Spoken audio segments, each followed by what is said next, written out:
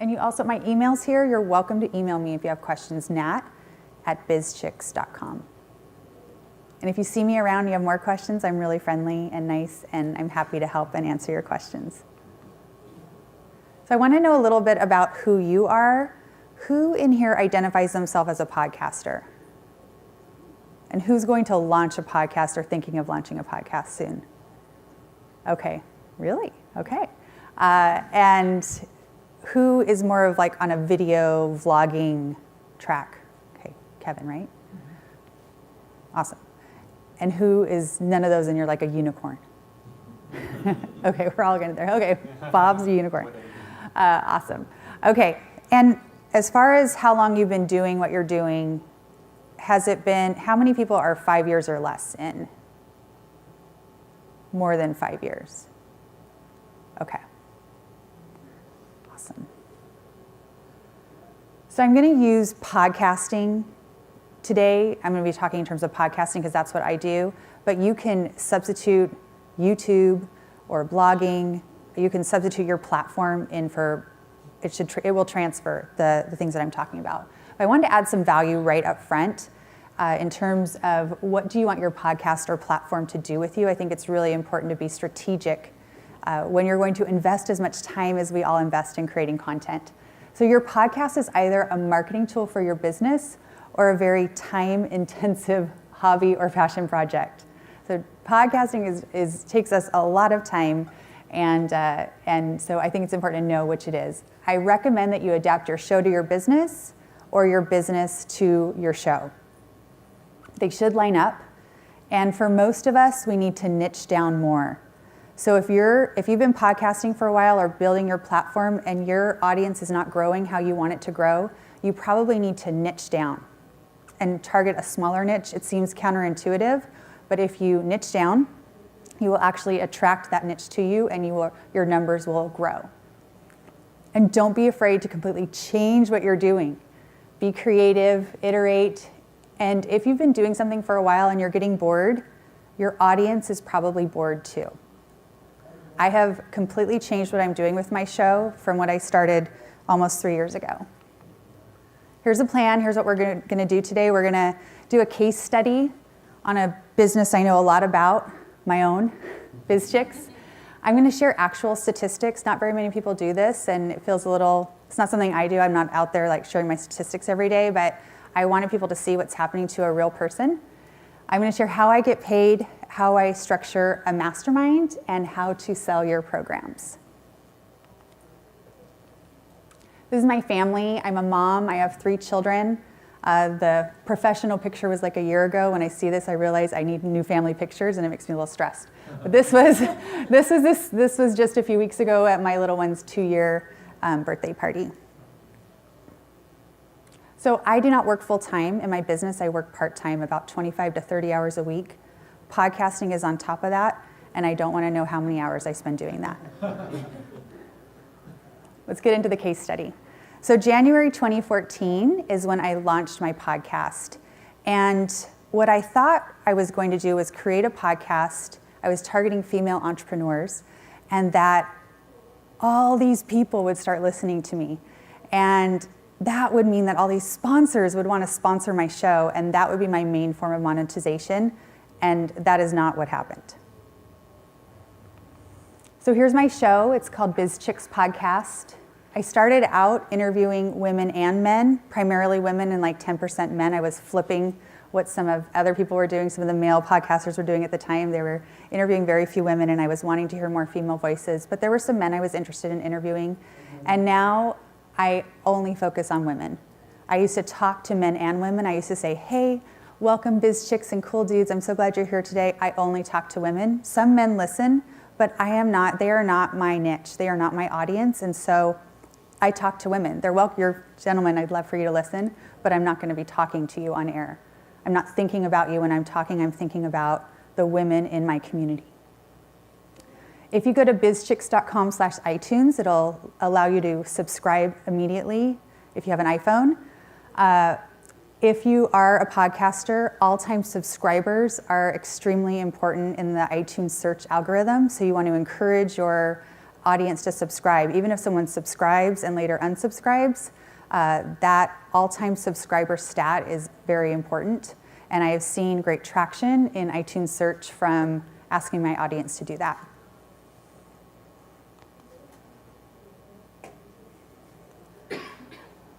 So I started off this first year podcasting, 2014, and this is my income for the first year. This is a very sad number to me. I have an MBA. I have the capacity to earn multi-six figures in the corporate world. So to spend all this time on this project and this work and to produce the amount of content I did and to not make any money was very hard on my self-esteem and my soul at the time. So I looked at the different ways you can monetize a podcast. And here's my list. This is my writing. I know it could be better. The stars are all things that I've tried. What is happening next month is a membership site. That's the next thing that I am doing to monetize. I've built a community, and I need to have a lower end way for them to work with me and connect with me. And so the membership site is what's happening next. But today we're focusing on paid masterminds.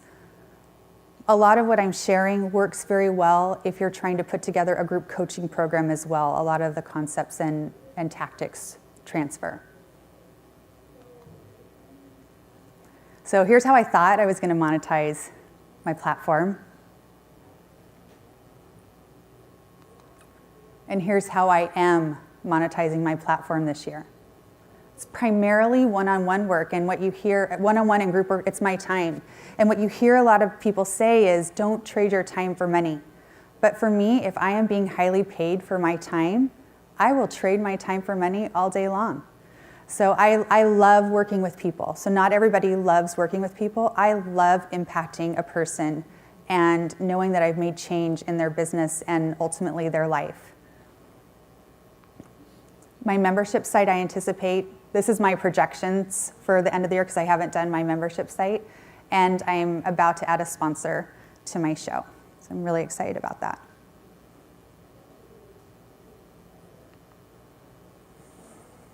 Here are my actual numbers for my show for the last 3 years. I projected out for 2016 conservatively.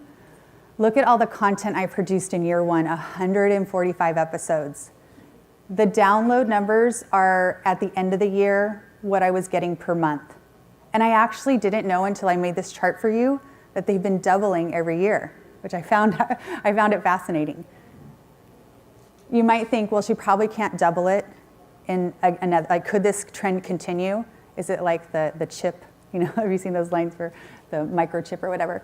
I actually think I can definitely double by end of 2017. I think I could do more than that because I've started to get a lot of traction.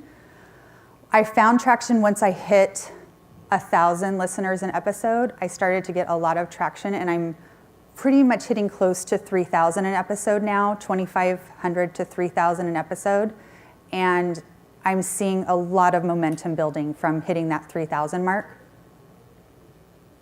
You can see my email list was really sad that first year. It was not a focus. I was so busy producing content, I wasn't even thinking about building my email list. I was building something that year. I was building a baby. So it was a little distracting. I gave birth to my third child in September of 2014. So I was basically newly pregnant as I started my podcast. So definitely my energy level was not the same during this whole first year. I was also homeschooling my 12-year-old. And this was part-time because I was working in another business with my husband. We have a software business, and so I was doing that as well. It wasn't a full-time effort by any means. I'm going to skip over to this year. I am not working in the other business at all. I'm 100% focused on BizChicks, but I am still part-time, about 25 to 30 hours a week. And something else that has helped my numbers was thinking about how people find me through iTunes search. I think it's important to understand iTunes SEO and what words you want to rank for, what words people might search for you. So I want people, when they search for woman entrepreneur or female entrepreneur or woman in business or businesswoman, I want to rank for that. if you search woman entrepreneur or female entrepreneur, I usually pop up as one of the top 3. And the others I rank for as well. I've been trying to rank for small business. I did a series recently called Small Biz Reality Series, and the naming of it was intentional because I'm trying to rank for small business. And then I also did strategic programming. How I've changed my content has been very strategic. And none of this, I have not invested money to build this platform. It's all been organic. But I am willing to invest in 2017. Here's the lessons I've learned. Interviewing is awesome for growing your network. I have a network of hundreds of female entrepreneurs all over the world that I could go visit, I could go have coffee with.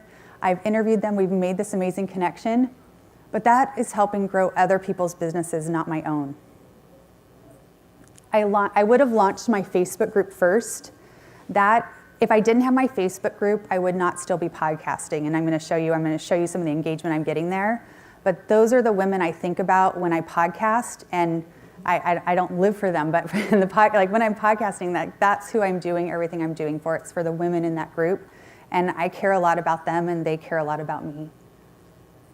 I would have tried to work with my audience immediately in a one-on-one format, even if it was through free calls, so I could get to know them better and understand their needs and start to deliver content that they needed, and to find out what I could create for them, what content and also what programs I could create for them. I wish I would have understood that personal selling is very important when you're wanting to launch anything, even courses. Even people that are selling courses, they are still doing personal selling. They are tapping people in their audience, and it's not just all passive. I would have surveyed my audience sooner. I had surveyed them fall 2015, so almost a year ago, and I learned so much from that survey. An important question I asked, which I kind of threw in at the last minute, was, would you be interested in working with Natalie? Yes, no, or maybe? And I couldn't believe how many people said yes or maybe. And I followed up with them, because personal selling is important. Every episode matters. Don't put crap out there. If you interview someone and you don't like how it went, you don't have to publish it. We're members of the media, and we can own that, and we need to take care of our audience. If I was to be interviewed by ABC San Diego station here like today, and they decided not to air it, I wouldn't be mad. I mean, I'd be sad. Like, I spent some time, but they don't owe me anything by interviewing me, and it's the same for us. There's no rules in podcasting. Everybody wants a formula. I'm going to share with you today what I'm doing, but it's what's working for me right now, but it may or may not work for you. What worked 2, 3, 4 years ago for someone else in this online space may not work for you. So there isn't a magic formula for us, and there's no rules, and so you don't have to follow any rules. Here's what's working for me right now. I've moved to a topical series format. I podcast around a topic that interests me and my audience for a period of time, and they've started to get very interested. What's the new series? I'm so excited for the new series that you have, Natalie. I'm doing on-air coaching calls. And if you want to work with people to demonstrate on air what that looks and feels like, has been gold for me. So people, when someone applies to work with me, I'll say, how long have you been listening to the show? And the time frame has been drastically decreased. It's often 2 weeks. I heard you coach so-and-so on air, and I knew you could help me. I'm moving away from interviewing. I still occasionally do interviews if I feel that that person has content that could help my audience, but that's not my main focus. I get pitched every day for someone to be on my show. So I do solo episodes where I'm teaching and showing the knowledge I have. My last episode is 233. I did a training on monetizing and money mindset and my kind of 10 tips for that. And so it was a training for me and my knowledge. I create FOMO on air, fear of missing out. I want people listening I want the women in my audience to feel like they need to be in my Facebook group. My Facebook group is a lead magnet. That's my lead magnet. So I ask people to join the BizChicks community. They come and click on, a button on if you go to bizchicks.com, there's a yellow join the community button, and then they get access to the Facebook group. Everyone in my Facebook group is a member of my audience. I promote my own programs on air, and I'm focusing on engagement versus size of my audience. While I want my audience to become huge, I want the engagement to stay in line with the size of my audience. And I'm driving people to my back catalog. I will mention previous episodes and current episodes that I think people would like. And they do. People tend to find me and they'll go back and they'll tell me, Natalie, I found you, I really like you. I've decided to start at the beginning and listen to every episode. I've had people say, I'm remodeling my house this weekend and I listened to you for like 20 hours all weekend. Yes? At the end of every episode, do you have a consistent call to action, or does it just kind of vary? I change it up based on what I'm doing. I think we need to mix it up, or people just like tune you out. So I try not to have too many calls to action as well. Like, I decide what my focus is. Do I want to drive people to my list? Do I want to drive people to iTunes to subscribe? If you have too many things, people don't know what to do. It is a lot of effort for someone to be listening to something and go to a different device, go to their computer to do something, or go to a website. We're multitasking when we're listening to podcasts. So it has to be really easy for people to remember to do. Can I just ask a follow-up question on the Facebook groups? So I love the idea of starting with a Facebook group, but how do you start if there's nobody there? So Facebook will bring people to you. You need to add a couple people. So those first 75 people, most of them were my friends.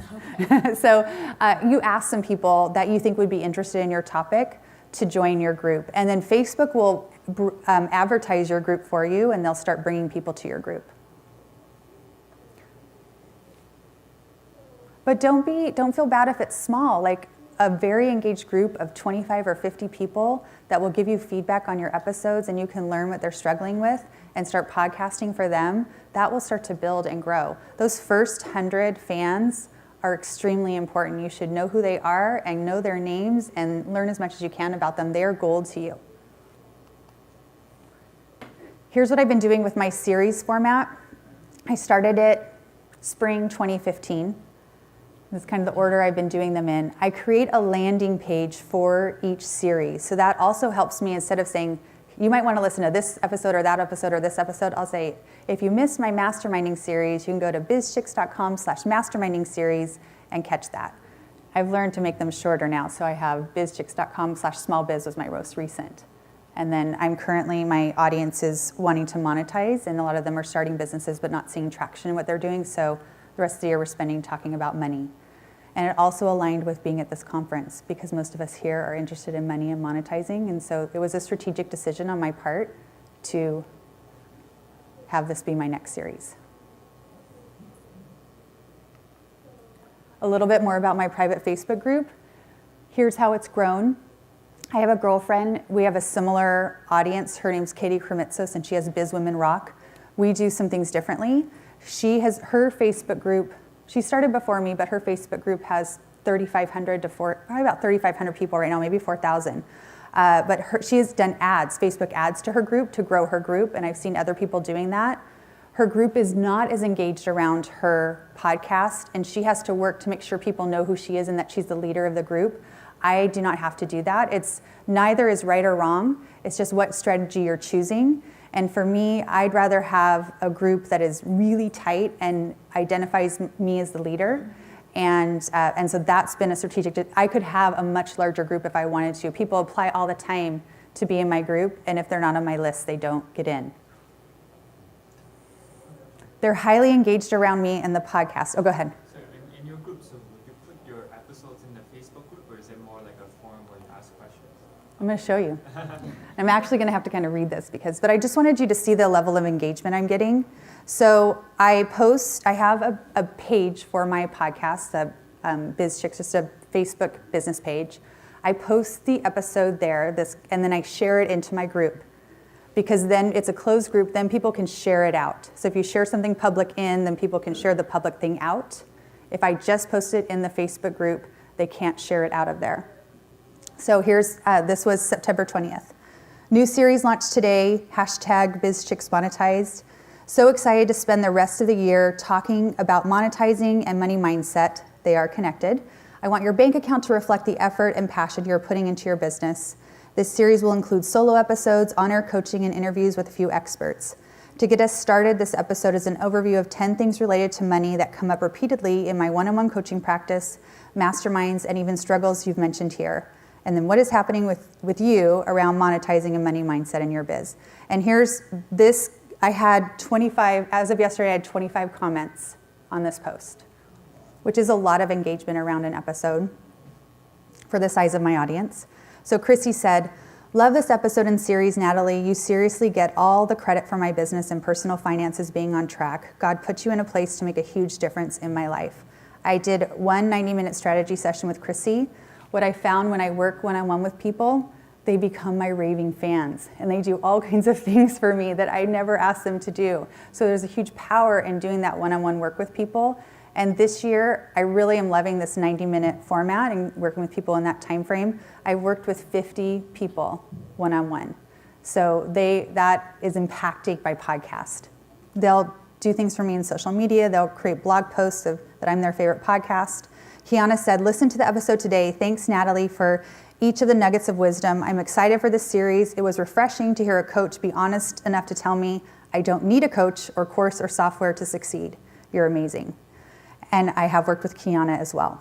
Tina, I haven't worked with yet, but I'm hoping we get to work together at some point. She said, Natalie, your reminder to focus the bulk of my time on activities that will bring money into my business is just what I needed. Thank you. So I just wanted to share, this is what's happening in my group. And also what's happening when people work with me, they're now bragging to the group. I just had this great call with Natalie, and so they're marketing my services for me. And that I did not plan. There's a lot of things I plan that are strategic, but I did not plan that. But I really like it. Yes? With the people you work with one-on-one, you just do one session, or you work with them for I've done both. I have people I work with over a 3-month period. But I've really found that I'm loving getting exposure to people's businesses in that 90-minute session. And then it's helped fill my masterminds. So a lot of those people that I've done one-on-one work with just for 90 minutes, then they've moved into my masterminds. Because the one-on work, the longer term one-on-one work is expensive. Not everybody can afford it, but what people are doing, they're saving up to do a one-time session with me. Yeah. I want to share who my teachers are. They don't necessarily know they're my teachers. Some of them I know and have met personally, but I watch what other people are doing and I pull nuggets for myself. Shailene Johnson has Build Your Tribe. That girl knows how to sell on air. She is a former infomercial queen. She was in the fitness industry, and it is natural and seamless for her to talk about her own programs. That is not natural and seamless for me. I've had to work at it.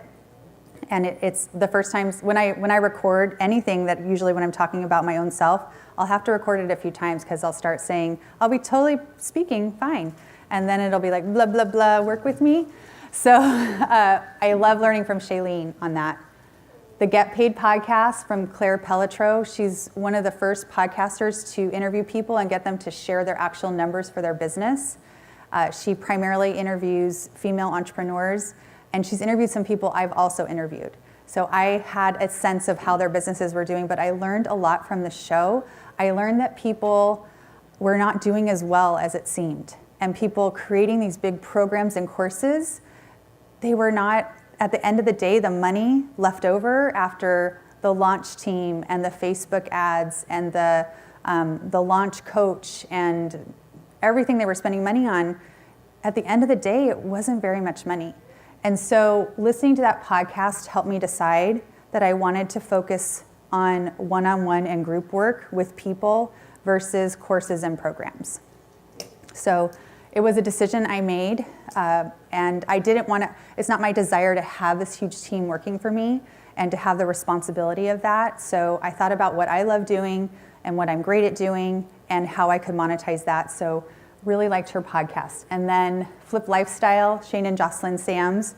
I got to meet them at Podcast Movement, and I've actually listened to every single episode they've ever done. And so I had to be careful not to be a complete fangirl when I met them. I was able to have lunch with them because they were interested in what I'm doing too. And but they are the ones that gave me the idea for the on-air coaching call. And I don't know where they got the idea themselves, but the first time I heard them do it was in November of 2015. And I was like, that is smart, because it's like reality TV. It's you're in on a call. It's really powerful. This is just my public service announcement. It kind of goes along with what I just said. It's not necessarily related to what I'm doing today, but I have to share this. Don't confuse the top line revenue numbers people share online with profit they are actually putting in their bank account. When you hear someone saying, I had this 6-figure launch, you could too, 7-figure webinar, we've seen them all, do this ClickFunnels on Fire thing and you'll have this or that or the other thing. What I want to know from them, which they don't usually share, is how big is your email list? Because if I have an email list of 1,200 and you have an email list of 100,000, I'm probably not going to have the same results. How much money did you spend to build your list? I heard Todd Herman, who has the 90-day year program, which seems like an awesome program, he spent $50,000 to build his list. He had a 7-figure launch. Awesome. He invested $50,000 to get there. And that's just what he spent for his ads to build his list, not everything else in his team. How big is the team they have? Is this your first business or first launch? How much are you giving to affiliates? How much did you spend on consultants and coaches? And what was your actual profit after all the above is subtracted out? So when you see all those numbers online, you got to ask yourself some of these questions because it's not really shared. Okay, some of you are here because you actually want to start a mastermind, either to get paid or to create one for yourself. And I have some tips on that. My background, I have an MBA and I've studied teams at the master's level, and I just like reading about them and learning about them. There's teams all over. There's military teams, there's sports teams, there's business teams, there's all kinds of teams. And so it's fascinating what we learn about teams because it can transfer to a mastermind. A mastermind to me is a team of people. Napoleon Hill authored Think and Grow Rich ages ago. It's kind of where we all take the term masterminding, but what he did is he studied the most successful men of his time, and what he found is that they were masterminding. So this is like Henry Ford, Rockefeller, Gillette. These are the men he was checking out. And he said the mastermind principle consists of an alliance of 2 or more minds working in perfect harmony for the attainment of a common definitive objective. Here's one of my paid masterminds from just like a week ago. This group just launched. I have attracted women all over the world to work with me, and there's 8 women in this group. We range from all over, everybody's all over. There's like 5 time zones and 3 countries. It's 8 a.m. in Honolulu when we start, 11 a.m. for me in California. I live in Southern California, and it's 9 p.m. in Israel. So one gal's starting with her first cup of coffee and another gal has her red wine. They're all female entrepreneurs, and they're going to be together for 6 months with me facilitating. So is anyone here in a mastermind right now? Awesome, very cool, that's very cool. Does anyone have paid masterminds or paid group coaching? Okay. I'm paying. You're paying, oh, that's a good question. Who's paying to be in a mastermind right now? Okay, awesome. A lot of money. Awesome. Here are my recommendations on forming an ideal group, whether it's a paid or personal mastermind. 4 to 10 members. I prefer 6 to 8.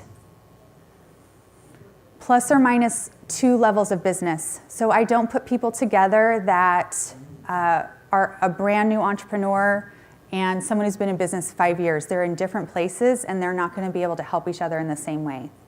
Something unique to me that I don't hear other people talk about is I look for momentum. So you want to be with people that are moving at the speed you're moving in your business. And some of that can have to do with how much time people have for their business. So I attract a lot of moms and stay-at-home moms, and they may only have 5 or 10 minutes, not 5 or 10 minutes, 5 or 10 hours. That'd be sad. I don't know if you're not going to build their business in minutes. If they only have 5 to 10 hours a week to work, and someone else has 40 or 60 hours a week for their business, their momentum, what they're going to accomplish week to week is not going to align, and they're not a fit to be in the same group together. People need to be teachable and committed, and this next piece is what I take from the research we have on teams, which is I'm trying to create creativity for people in the group, and to do that we need diversity. We need people that have different personalities, different strengths, different weaknesses, experiences, education, and interests. We have what I call magical mastermind moments that happen in a mastermind, and those are things that I can never anticipate will happen. So I know everybody's background, and I'm like, okay, I can see so-and-so is going to help this person, and I know some things that are going to happen in advance. But the fun for me is when those magical mastermind moments happen, things that happen that I could never have anticipated, connections people have that are just magical. It's amazing what happens when you get a group of people like this together. I've learned there are some personalities to avoid over the years, and so if you recognize some of these, the gold will be if I can create a questionnaire that will eliminate them. I'm not at that level yet, but I can sense these things, and it'll just help you if you're putting together a group. This also works if you're hiring people. If you're building your own team, it transfers. The narcissist is someone who thinks that they should be in the hot seat every week and that the group is formed just for them. The know-it-all is not teachable. This person, if you make suggestions, they already have the answers. I've already tried that. That won't work. That's not what we're here for. That's not what this group is for. The mouse is someone that tends to be kind of shy, but that doesn't mean that they're a mouse. A mouse is someone that isn't comfortable sharing their point of view. They're not confident in their ideas. So you can be a quiet person, but have ideas that you're willing to share. The point of the mastermind for me is to help people grow their business and get some creativity. And if you can't contribute in real time, then it really impacts the group. The drama queen. This is someone that has a lot of drama in their life, and they always will and always have. So even if we were to go in and fix the drama in their life and clean it up for them, they're going to get more drama because that's how they work, and they're going to put drama in your group. The statue is someone that is going to be in your group the whole time and not make any progress. So for whatever reasons, they have blocks, they have fear, they're just not going to make forward progress. And for the group to work, we need everybody to be building momentum in what they're doing. Here's the tools I use.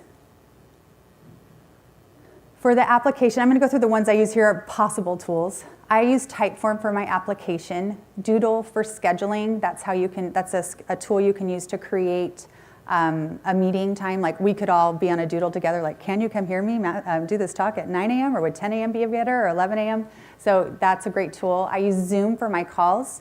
It's $14.99 a month for the professional version, and I can host as many calls as I want. I get an audio and video file after the call. I currently use Facebook groups for our between meeting chat, but as I build my membership site, I'm going to move the chat to the forum to a private forum within the membership site that they only have access to, so that I'm hoping they'll be in there, and then they'll go start, helping in other ways in the membership site and participating. And then I do a tracking of goals and wins. I'll tell you more about that in a second, and that's in Google. And Dropbox is where I store everything. I'm being paid to facilitate, and I take that job seriously, and so my job is to keep things on time. That means that I have to interrupt conversations and make sure everybody gets heard. I don't love it. I tell them that. I'm like, this is my job and what I'm doing. I don't love interrupting you. It helps that we have another place for people to chat. I'll say, that's a great conversation. Let's move that to the chat after the call, but the timing of the call is pretty tight. I've learned from working with my community and hearing their needs, and even on that survey I did, what they're struggling with are the things I tell them I provide. And it's true, this is what I'm providing, but the words I use are I'm using the words my community has said to me back to them. They want focus. They need some accountability. They have all these goals and ideas, but they need someone checking in on them. We don't have bosses, so we need some accountability. They want community. It's lonely being an entrepreneur, and so I am fulfilling that need. And they want some creativity. Sometimes you get stuck, and where should I go next? And which option is best, or are there other options I haven't considered? So the group provides that.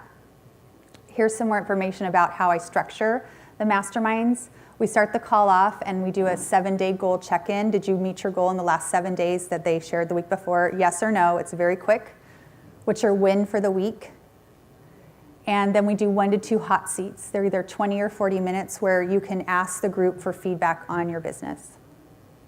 And then at the end, everybody shares their goal for the next 7 days. And I track the goals and wins and whether or not they met the goals in a spreadsheet. So you know it's all going to be written down, and we all have access to it and we can see it. And so that has been really powerful to have that. It's also, people say it's really great to look back on it. They'll say, I didn't realize I did so much in the last 3 months. I felt like I didn't do anything. I felt like I didn't make progress. And having that spreadsheet is really impactful. We have, as I said, a private Facebook group just for them. Here's how the timing works. About 10 to 12 minutes at the beginning, 20 to 40 minutes 40 minutes total of hot seats. And at the end is quickly, what's your goal for the next 7 days? And then we confirm who's in the hot seat the next time.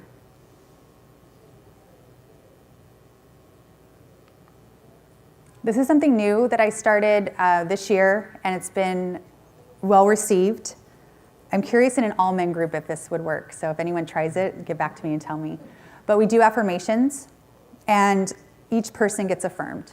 And if you think about how often people sit down and tell you how the things that they see in you, the qualities they see in you, and how amazing you are, it's very rare. And so it's been very powerful. And then I have an editor for my podcast, so they take the file and they chop it down with each person's individual affirmation, and they get an MP3 of their personal affirmations. Have you had any issue with people being recorded or being like skittish about any of that? Do you ask them ahead of time, or is it just part of the program? They know the program. I don't have a release for that. I mean, I wouldn't ever broadcast on air anything they're doing, but I think it's implicit that we're being recorded and the recording's being shared, but it's only shared for them. No one else has access to it but the group. Thank you, attorney. Maybe we need to talk. It's nice having attorneys in the room. We've got 2 right here, actually. Are there any other attorneys in the room?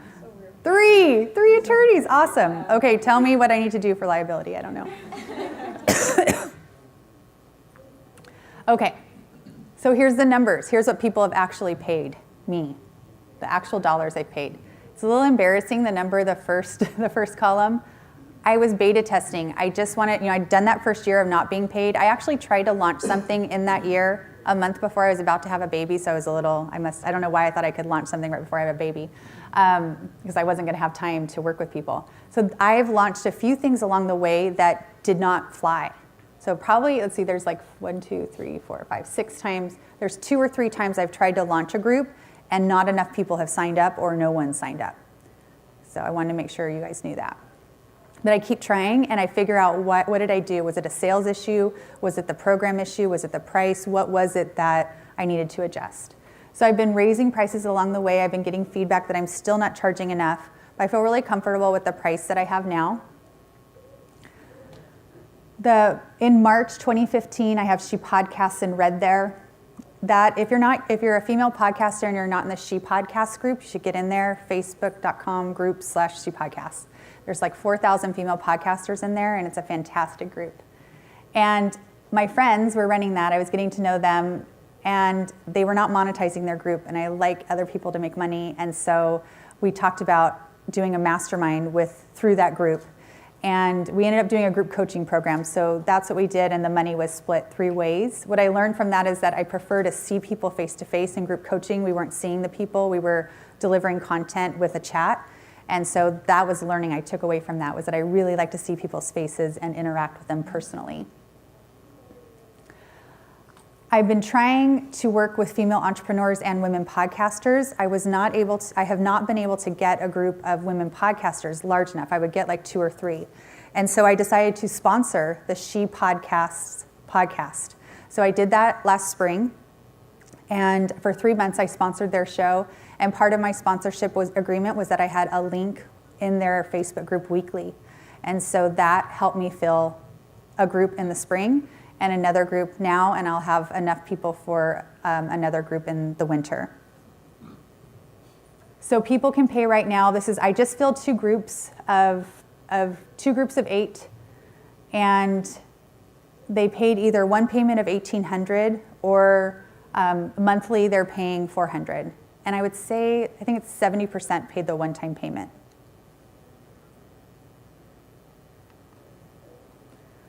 What I didn't realize is that there's a lot of personal selling involved. And I actually did an episode recently. If you're trying to improve your selling, I share some different things in that episode. It's episode 230. But I think it's important for us all to think what our sales mindset is. A lot of us have a lot of baggage around sales. Like we have heard our parents or family talk about salespeople in a negative way. We've had a negative sales experience with making a purchase, and that can impact your ability to sell. We need to leverage our personal network. A lot of us have connections. A lot of our friends and family don't even know what we're doing, and they have people that would want to work with us. So we need to make sure that we're leveraging those personal connections. And to ask for the sale. A lot of times people say, yeah, I have this program, but I'm not really mentioning it on my podcast, and I don't mention it to my friends and family. So make sure you're talking about it. And we can't sell from a place of desperation. If you need to fill a mastermind to make the mortgage next month, you're probably not going to do it because you are in a place of desperation, and everybody can feel that from you.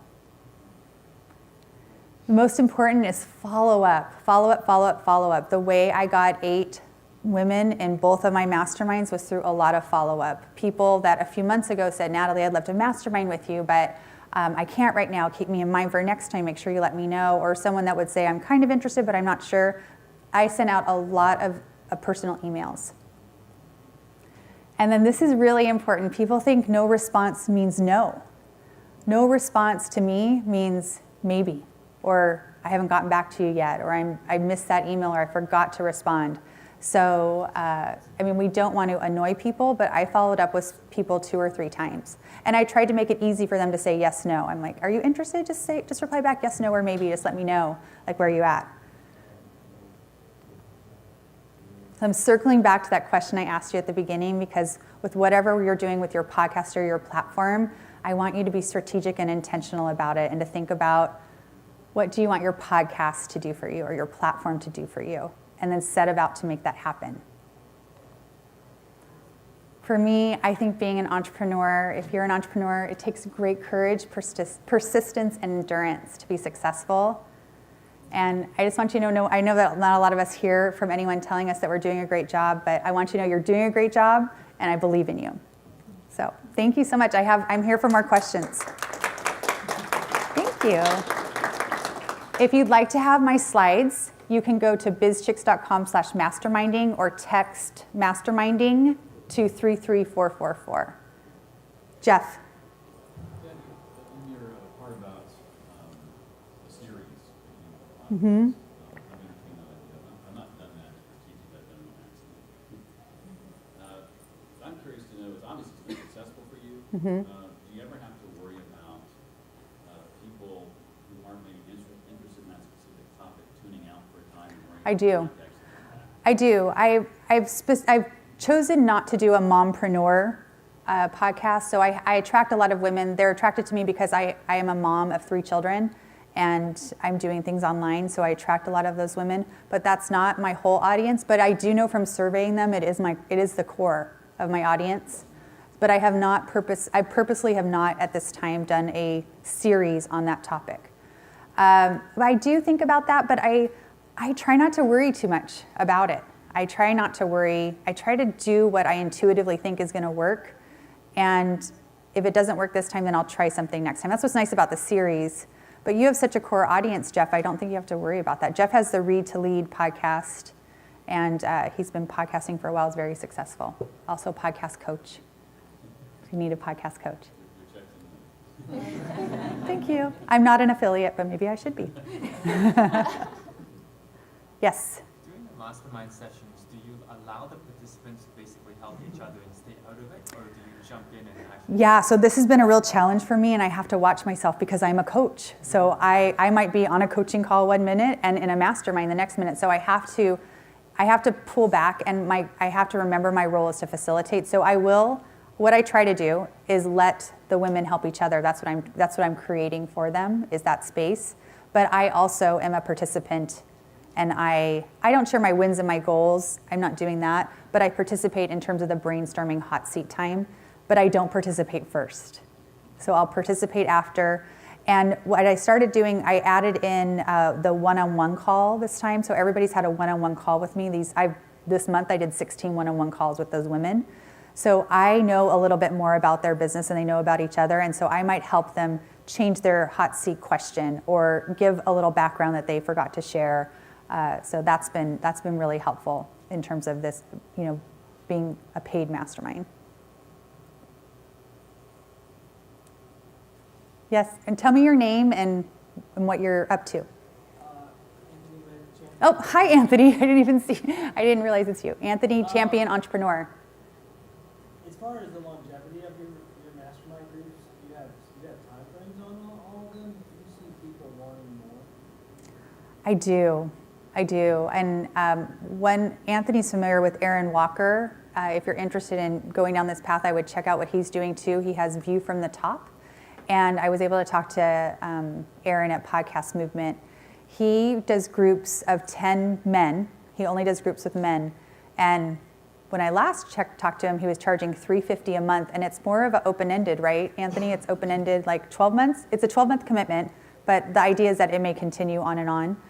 I thought that was really smart. And he's raised his price now to $500 a month. And he's bringing in other facilitators that he's trained to run his groups. But last I heard, he had 7 groups with 10 men in each group at $350 to $500 a month. But just to circle back with what's happening with my ladies, I felt like the 3-month point, they were just becoming a group. They were just gelling, and then we were ending. And so this 6 months time frame helps them, but it also helps me. I have recurring income I can count on for 6 months in my business. I have more groups I could form right now. I'm just holding back because I have a lot going. I work part-time, I have a lot going on, and I want to launch a membership site. So I have a whole other group of brand new entrepreneurs that are interested and more podcasters that are interested. But I like the 6 month, I like the 1 year format. And I also, what I see a few other, especially women doing, is adding a in-person retreat to the mix. And so it's more monthly, but that helps pay for this retreat as part of it. And I do know that my ladies long for connection in person. That's where I'm heading in the next year. Let's go. Tell me your name and. Sure, Tony Husbands, and my site is Debt Free Divas. And so Hi, Tony, Debt Free Divas. So I'm in a mastermind myself, Awesome. like personally for like blogging and podcasting. But I like this idea for building communities within people who are not necessarily entrepreneurs. And I'm wondering, what do you think do you think something like this, and this isn't to call it a mastermind, but just the idea of community, goal setting, accountability, for me, my audience are people that need to pay off debt. And I'm really interested in like building communities of accountability groups. And do you think something like this would work? And my other question is the time of day, because I did the same thing. I tried to launch these groups, but what I found the conflict was the timing. People work and they have children and they have other responsibilities. So Saturday is not necessarily a good thing. You're tired and at the end of the day. What times of day or days of the week seem to work well for you? That was a challenge, and I have a group of women podcasters. It was so hard to find a time. We have someone in Australia and someone in Germany, and then the States and Canada. And so it's 6 a.m. in Australia, and it's 9 or 10 p.m. in Germany. It's 1 p.m. for me here. I had a spreadsheet of times and who could do what, and it was crazy to coordinate that specific group, but I was so satisfied once we did. But I think it really depends on your audience. Like if you're targeting people that are working, then looking at an evening would be probably most helpful, or a weekend. My friend Laura McClellan, she has the Productive Woman podcast, and she has been doing groups on Thursday nights and Saturday mornings. Saturday morning has worked for her, she has a similar audience that you're talking about. And I think she just started a Sunday night group as well. So I would also look at what she's doing and the time she chose. Laura McClellan, the Productive Woman. Look up the Productive Woman. She's very productive. Yes, sir. What's your name and? I'm Brian. Hi, Brian. New blogger at Rental Mindset, writing about rental property investing. Cool.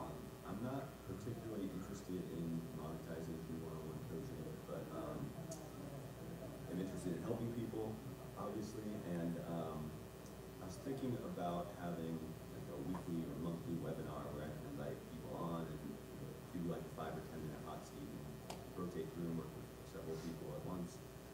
But I thoughts on that, but what the pros or cons might be of doing your one-on-one format to get these raving fans, or launching a podcast and having it more a public coaching call that's more in depth. Just kind of your thoughts on what's the benefit. Those are a lot of questions, Brian. We might need a strategy session for that, to answer that. You have to have a big enough, if you want to do a webinar, you have to have enough people to get there, because Danielle knows, because she's doing webinars this week for the launch of her course Price. People sign up for webinars, a certain percentage attend, and a certain percentage engage and buy. So I would really think through what you're wanting at the end of the day and how you can strategically get there. So there's, like you said, there's like 4 or 5 options. Yeah.